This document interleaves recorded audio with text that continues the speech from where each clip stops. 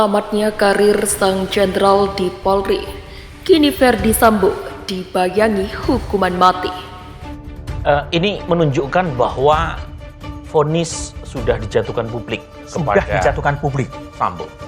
Jadi artinya kasus ini di mata publik sudah clear. Nah, cuma menjadi problematik, kasus ini tidak bisa lepas dari opini publik. Karena kalau tidak ada desakan publik, saya tidak yakin kalau ini bisa terungkap.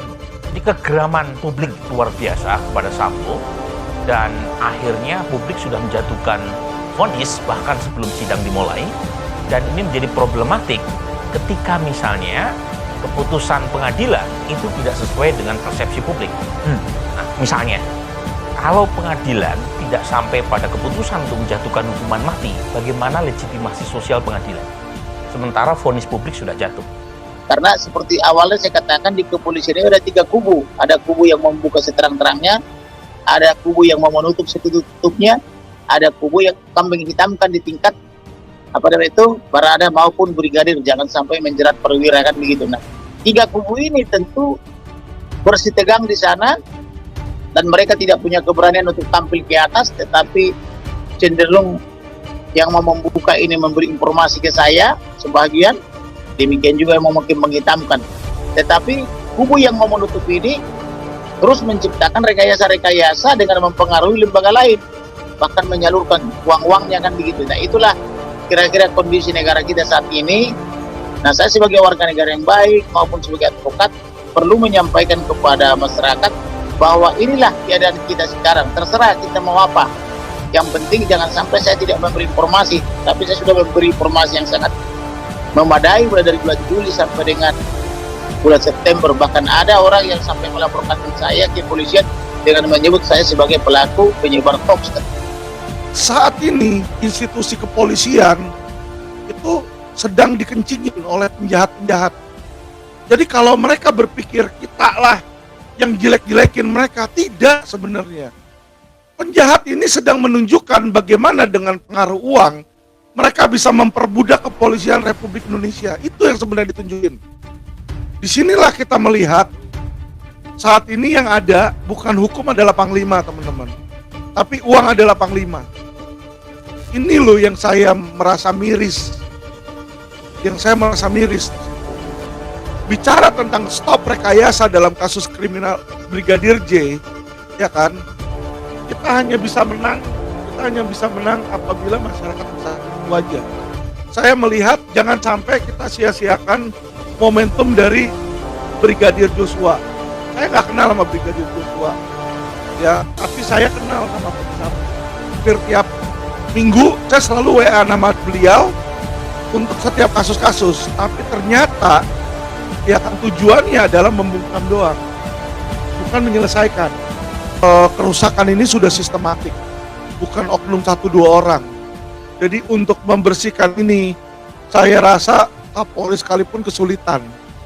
Ini menjadi PR bagi pemerintah. Dan kembali pada fungsi utama pengadilan nanti, yaitu menetapkan siapa tersangka, dan pada saat itu tentu Polri bisa berlegah nanti karena institusinya bisa diselamatkan tuh. Jadi menyelamatkan institusi memang ada ongkosnya tuh, yaitu ada satu kelompok, satu orang atau satu geng bahkan yang harus dibersihkan. Itu intinya kan. Nah, dalam keadaan itu kita ingin supaya ini cepat-cepat selesai karena geng-geng yang lain di wilayah ekonomi masih banyak. Selama kasus tembak-menembak ini itu sinismenya tinggi betul pada polisi itu.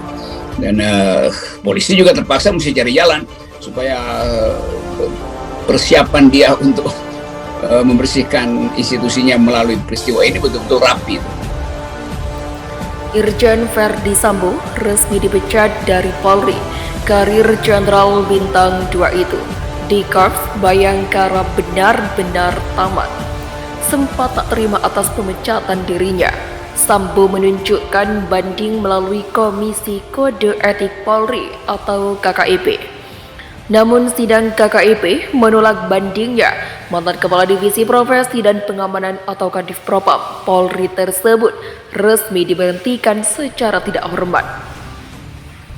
Kini perwira tinggi Polri itu dibayangi ancaman hukuman mati sebagai tersangka kasus pembunuhan Nofriansah Yosua Huta Barat atau Brigadir J. Sambo sedianya mengukir karir moncer selama berkiprah hingga 3 dekade di kepolisian. Dia bahkan disebut-sebut sebagai Jenderal Bintang 2 termuda, pria kelahiran Baru, Sulawesi Selatan, pada tanggal 19 Februari 1973. Itu merupakan lulusan Akademi Kepolisian atau Akpol tahun 1994. Sambo berpengalaman di bidang reserse tahun 2010. Dia menjabat sebagai Kepala Satuan Reserse Kriminal atau Kasat Reskrim Polri Jakarta Barat. Karirnya terus menanjak hingga tahun 2012 ditunjuk sebagai Kapolres Purbalingga. Setahun setelahnya, dia menjabat sebagai Kapolres Brebes. Kian melesat pada tahun 2015, Sambo menjabat sebagai Wakil Direktur Reserse Kriminal Umum atau Wadirskrimum Polda Metro Jaya. Dia juga sempat dipercaya menjadi Kepala Subdirektorat atau Kasubdit 4, lalu Kasubdit 3, Direktorat Tindak Pidana Umum atau Ditipidum Barreskrim Polri pada tahun 2016. Lalu 16 November tahun 2020, Sambo mulai menjabat sebagai Kepala Divisi Propam Polri. Siapa sangka ini merupakan jabatan terakhirnya sebelum di depan dari Polri. Sepanjang karirnya, Sambo pernah terlibat dalam mengungkap sederet kasus besar seperti bom Sarinah Tamrin pada tahun 2016, kasus kopi mengandung sianida tahun 2016, kasus surat palsu tersangka Joko Chandra tahun 2018, hingga kebakaran gedung Kejaksaan Agung RI pada tahun 2020. Dinonaktifkan lalu dicopot.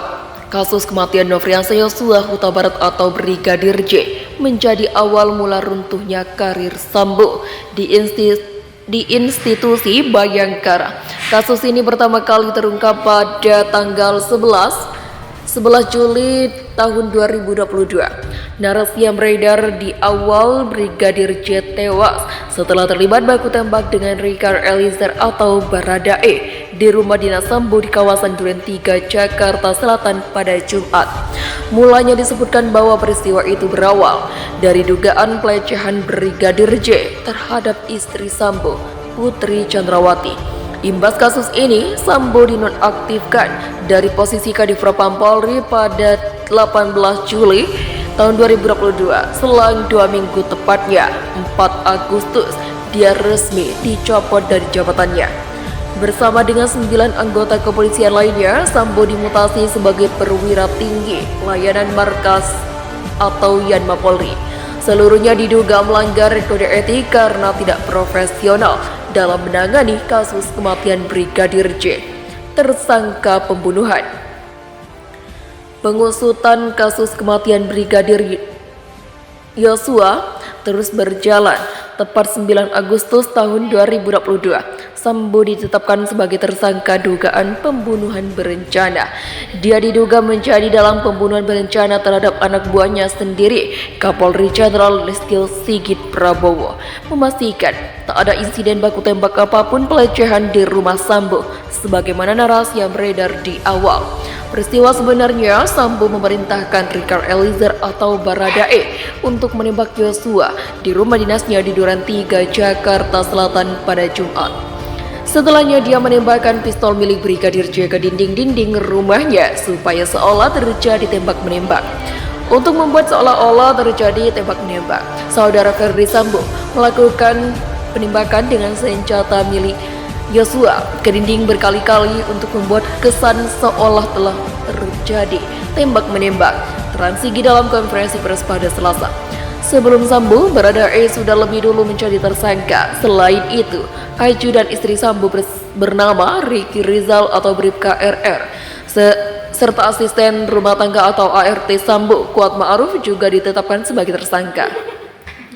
Menyusul Sambo pada Jumat, giliran istri Sambo, Putri Chandrawati, yang ditetapkan sebagai tersangka kasus ini.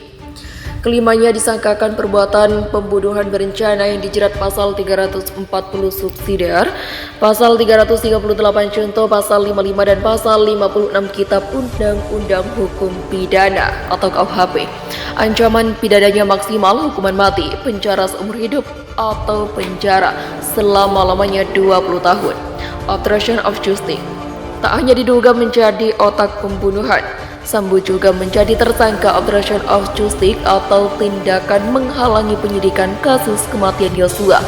Perbuatan menghalangi penyidikan dalam kasus ini mulai dari perusakan dan penghilangan CCTV hingga perusakan tempat kejadian perkara atau TKP. Dalam perkara ini Sambo tak sendiri, ada 6 polisi lainnya yang ditetapkan sebagai tersangka obstruction of justice, yang kini Brigjen Hendra Kurniawan, Kombes Agus Nurpatria, AKBP Arif Rahman Arifin, Kompol Baikuni Wibowo, Kompol Cuk Putranto, dan AKP Irfan Widianto. Para tersangka dijerat pasal 49 contoh, pasal 33 dan atau pasal 48 ayat 1 contoh, pasal 32 ayat 1 Undang-Undang Nomor 19 Tahun 2016 tentang informasi dan transaksi elektronik. Ancamannya bisa 8 hingga 10 tahun penjara.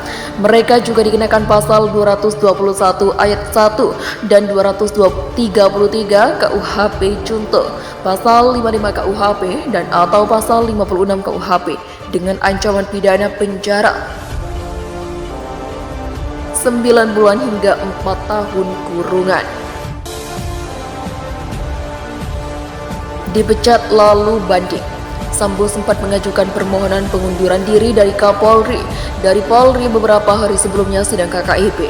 Namun permohonan itu ditolak oleh Kapolri. Polri tetap memproses dugaan pelanggaran etik Sambo melalui sidang KKIP yang digelar pada Kamis hingga Jumat. Hasil sidang kode etik itu menyatakan Sambo diberhentikan secara tidak hormat dari institusi Polri. Pemberhentian tidak dengan hormat atau PTDH sebagai anggota Polri, kata Kepala Bidang Intelijen dan Keamanan Komjen Ahmad Doviri saat membacakan putusan sidang yang digelar di Mabes Polri Jakarta. Tak hanya itu, Sambo juga dijatuhkan sanksi etik dengan dinyatakan melakukan perbuatan tercela dan sanksi administratif berupa penembakan khusus atau patsu selama 40 hari. Atas keputusan majelis sidang ini, Sambo tak terima dia langsung mengajukan banding.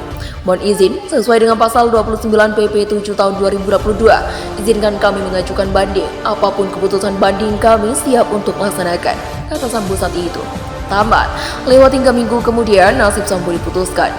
Polri ketuk palu memutuskan menolak permohonan banding Sambo terkait pemecatannya sebagai polisi. Menolak permohonan banding pemohon banding, kata pimpinan sidang Komisi Banding Inspektur Pengawasan Umum Polri Komjen Agung Budi Marioto di Mabes Polri Jakarta menguatkan putusan sidang Komisi Etik Polri tanggal 26 Agustus 2022 atas nama pelanggar Ferdi Sambo, Imbu Agung. Kepala Divisi Humas Polri Irjen Dedi Prasetyo mengatakan putusan banding ini bersifat final dan mengikat. Sambo tidak bisa melakukan upaya hukum lain atas hasil keputusan KKEP ini. Tidak ada kasasi dan peninjauan kembali. Banding ini sifatnya final dan mengikat. Sudah tidak ada lagi upaya hukum. Ini upaya hukum yang terakhir, kata Dedi di lobi gedung TNCC Mabes Polri Jakarta pada Senin. Dengan demikian, Sambo resmi dipecat dari institusi Polri. Karir Sang Jenderal berakhir.